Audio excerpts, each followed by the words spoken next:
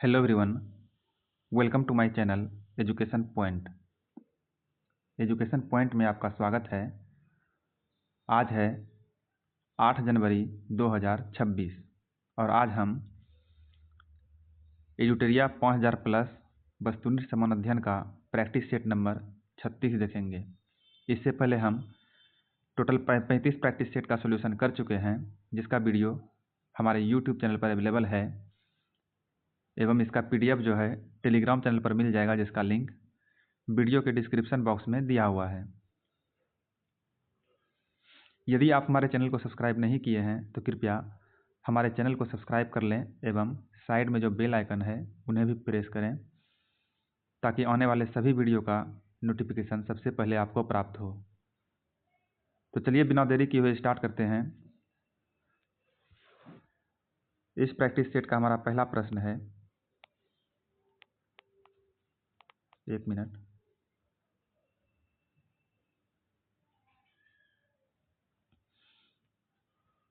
निम्नलिखित में से कौन सा जोवियन ग्रह नहीं है? निम्नलिखित में से कौन सा जो है जोवियन ग्रह नहीं है? तो ये है मंगल। मंगल जो है जोवियन ग्रह नहीं है। बिग बैंग की घटना कितने वर्ष पूर्व हुई थी? बिग बैंग की घटना जो है 13.7 अरब वर्ष पूर्व हुआ था। 13.7 अरब वर्ष पूर्व में बिग बैंग की घटना हुई थी। अगला प्रश्न है, कोयला निम्न में से किस प्रकार की शैल का उदाहरण है? कोयला निम्न में से किस प्रकार की शैल का उदाहरण है? तो ये है अवसादी शैल। कोयला जो है अवसादी शैल का उदाहरण है। वायुमंडल में हीलियम गैस का आयतन के अनुसार कितना प्रतिशत है? वायुमंडल में हीलियम गैस का आयतन के अनुसार प्रतिशत क्या है? तो इसका राइट आंसर है ऑप्शन सी, 0.0005। 0.0005%। अगला प्रश्न है, सारगैसो सागर किस महासागर का भाग है? सारगैसो सागर जो है किस महासागर का भाग है? ये है अटलांटिक महासागर का। सारगैसो सागर अटलांटिक महासागर का भाग है। अंडमान और निकोबार को कौन सा जल क्षेत्र अलग करता है? अंडमान और निकोबार को जो है 10 डिग्री चैनल अलग करता है। अंडमान निकोबार को 10 डिग्री चैनल अलग करता है।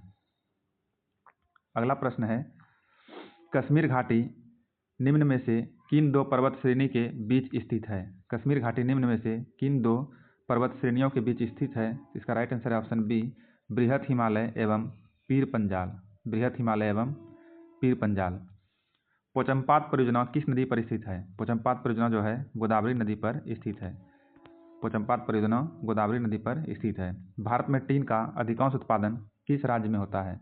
भारत में टीन का अधिकांश उत्पादन छत्तीसगढ़ में होता है। महावीर ने अपना उपदेश किस भाषा में दिया था? महावीर ने अपना उपदेश प्राकृत भाषा में दिया था। महावीर ने अपना उपदेश जो है प्राकृत भाषा में दिया था। शुंग शासकों ने अपनी राजधानी कहाँ स्थापित की थी? शुंग शासकों ने जो है अपनी राजधानी विदिशा में स्थापित की थी। विदिशा में शुंग शासकों ने अपनी राजधानी स्थापित की थी। चेदी वंश का संस्थापक कौन था? चेदी वंश का संस्थापक जो था महामेघवाहन था। महामेघवाहन चेदी वंश का संस्थापक था। अगला प्रश्न है प्रश्न संख्या 13।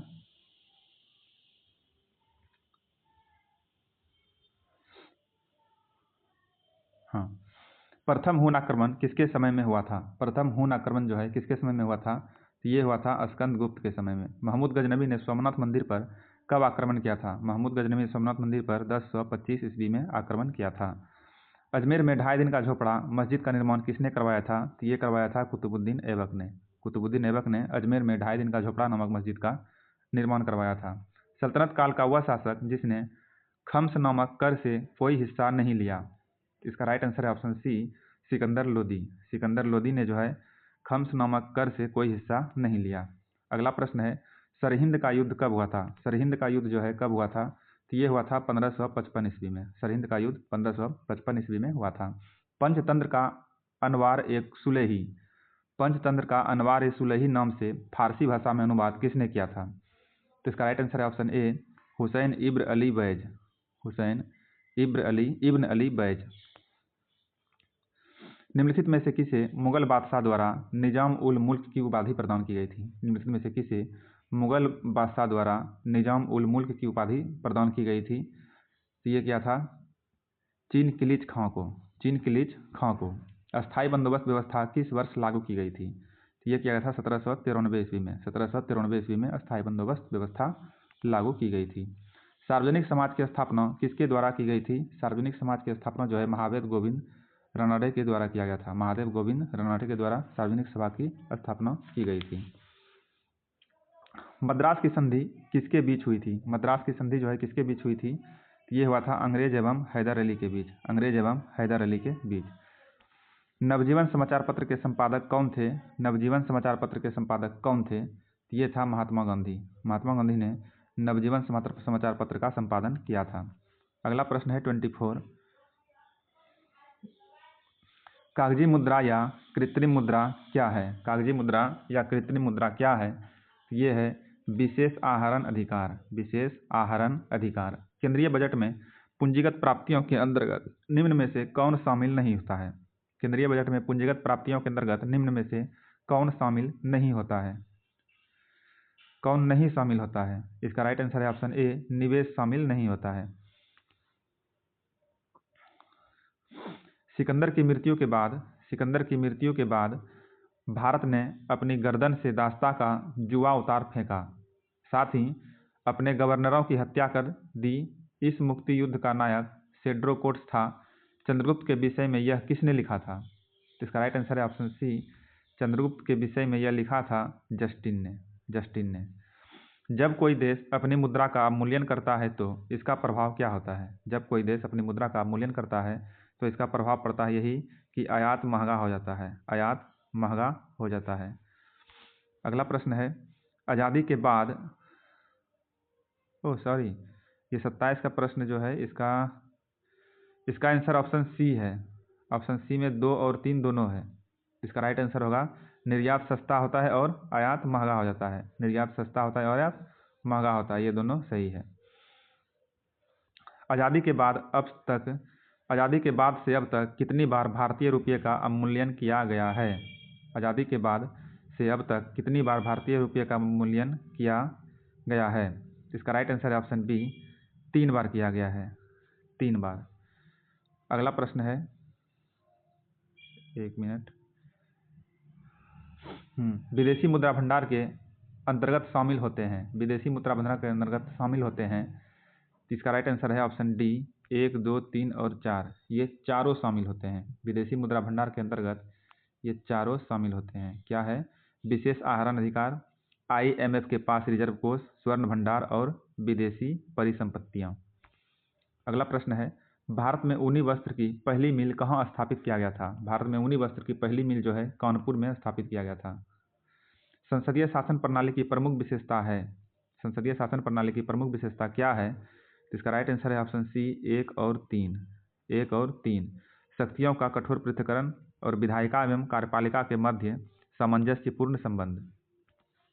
अगला प्रश्न है निम्नलिखित में से कौन सा कथन मूल अधिकारों के संदर्भ में सही है? और इसका राइट आंसर है ऑप्शन डी, उपर्युक्त सभी कथन जो है मूल अधिकारों के संदर्भ में सही है। ये असीमित है, ये वाद योग्य है और ये अस्थायी नहीं है। ये कभी भी भंग हो सकता है। अगला प्रश्न है 33। एक अनुच्छेद जिसके बिना संविधान अर्थविहीन है, यह संविधान की आत्मा और हृदय है। PR अम्बेडकर का यह कथन किस अनुच्छेद से संबंधित है? एक अनुच्छेद जिसके बिना संविधान अर्थविहीन है, यह संविधान की आत्मा और हृदय है। BR अम्बेडकर द्वारा यह कथन किस अनुच्छेद से संबंधित है? इसका राइट आंसर है ऑप्शन सी, अनुच्छेद 32 में यह कहा गया है। अनुच्छेद 32 से संबंधित है यह कथन। निम्न में से कौन लोकसभा और राज्यसभा की संयुक्त बैठक बुला सकता है? लोकसभा और राज्यसभा की संयुक्त बैठक को कौन बुला सकता है? तो वो बुला सकता है राष्ट्रपति।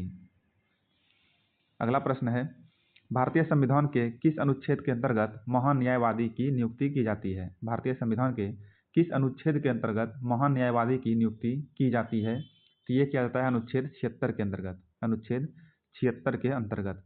भारत की संचित निधि से धन निकालने के लिए निम्न में से किसका अनुमोदन अनिवार्य है? भारत की संचित निधि से धन निकालने के लिए किसका अनुमोदन अनिवार्य है? तो इसका राइट आंसर है ऑप्शन डी, संसद का अनुमोदन अनिवार्य है। संसद का। संसद की लोक लेखा समिति के अध्यक्ष की नियुक्ति कौन करता है? संसद के लोक लेखा समिति के अध्यक्ष की नियुक्ति कौन करता है? तो इसका राइट आंसर है ऑप्शन ए, लोकसभा अध्यक्ष। लोकसभा अध्यक्ष। निम्न में से कौन एक सदिश राशि नहीं है? निम्न में से कौन एक सदिश राशि नहीं है? विद्युत धारा जो है सदिश राशि नहीं है। अगला प्रश्न है, यदि किसी वस्तु को अवतल दर्पण में वक्रता के केंद्र पर रखा जाता है तो इसका प्रतिबिंब कैसा बनेगा। यदि किसी वस्तु को अवतल दर्पण के वक्रता केंद्र पर रखा जाता है तो इसका प्रतिबिंब कैसा बनेगा। और इसका राइट आंसर है ऑप्शन सी, वास्तविक और समान आकार का। वास्तविक और समान आकार का। निम्न में से कौन अनुचुंबकीय पदार्थ है। निम्न में से कौन जो है अनुचुंबकीय पदार्थ है, तो वो है एल्यूमिनियम। एल्यूमिनियम अनुचुंबकीय पदार्थ है। अगला प्रश्न है, प्रकाश का तरंग सिद्धांत किसने दिया था। प्रकाश का तरंग सिद्धांत किसने दिया था, तो ये दिया था हाइगेंस ने। प्रकाश का तरंग सिद्धांत किसने दिया था, हाइगेंस ने। सोलर कुकर में उपयोग किया जाता है। सोलर कुकर में उपयोग किया जाता है अवतल दर्पण का। सोलर कुकर में उपयोग किया जाता है अवतल दर्पण का। निम्नलिखित में से कौन जर्मन सिल्वर मिश्र धातु के अवयव हैं। जर्मन सिल्वर मिश्र धातु के अवयव हैं तांबा, जस्ता और निकेल। तांबा, जस्ता और निकेल। अगला प्रश्न है, निम्नलिखित में से कौन सा गुण CO2 और CO से भिन्न करता है। CO2 को CO से भिन्न करता है कौन सा गुण, तो ये है ऑप्शन सी, प्रकाश की उपस्थिति में जल से क्रिया। प्रकाश की उपस्थिति में जल से क्रिया जो है CO2 को CO से भिन्न करता है। अगला प्रश्न है 45 नंबर, स्टारफिश किस संघ का जंतु है। स्टारफिश जो है किस संघ का जंतु है, तो इसका राइट आंसर है ऑप्शन ए, इकाइनोडर्मेटा। इकाइनोडर्मेटा जो है इस संघ से स्टारफिश संबंध रखता है। क्वारसियोकर तथा मैरास्मस, क्वारसियोकर तथा मैरास्मस रोग किसकी कमी से होते हैं। इसका राइट आंसर है ऑप्शन बी, ये जो है प्रोटीन की कमी से बच्चों में होते हैं। अगला प्रश्न है, विटामिन B3 किसके उपापचय के में सहायक होता है। विटामिन B3 जो है किसके उपापचय में सहायक होता है, तो इसका राइट आंसर है ऑप्शन ए, ट्रिप्टोफैन अमीनो अम्ल। ट्रिप्टोफैन अमीनो अम्ल के उपापचय में विटामिन B3 सहायक होता है। मस्तिष्क का कौन सा भाग शरीर का तापक्रम नियंत्रित करता है। मस्तिष्क का कौन सा भाग शरीर का तापक्रम नियंत्रित करता है, तो वो करता है हाइपोथैलेमस। हाइपोथैलेमस। निम्न में से कौन सा हार्मोन वृद्धि रोधक पादप हार्मोन है। निम्न में से कौन सा हार्मोन वृद्धि रोधक पादप हार्मोन है, इसका राइट आंसर है ऑप्शन डी, एब्सिसिक अम्ल। एब्सिसिक अम्ल। इस प्रैक्टिस सेट का हमारा लास्ट प्रश्न है, प्रोटीन का पाचन शरीर के किस अंग से आरंभ होता है। प्रोटीन का पाचन जो है शरीर के किस अंग से आरंभ होता है, तो यह आरंभ होता है अमाशय से। भोजन का पाचन मुख से आरंभ होता है और प्रोटीन का पाचन अमाशय से प्रारंभ होता है। इस तरह से हमारा ये प्रैक्टिस सेट समाप्त होता है। मिलते हैं अगले प्रैक्टिस सेट में। धन्यवाद।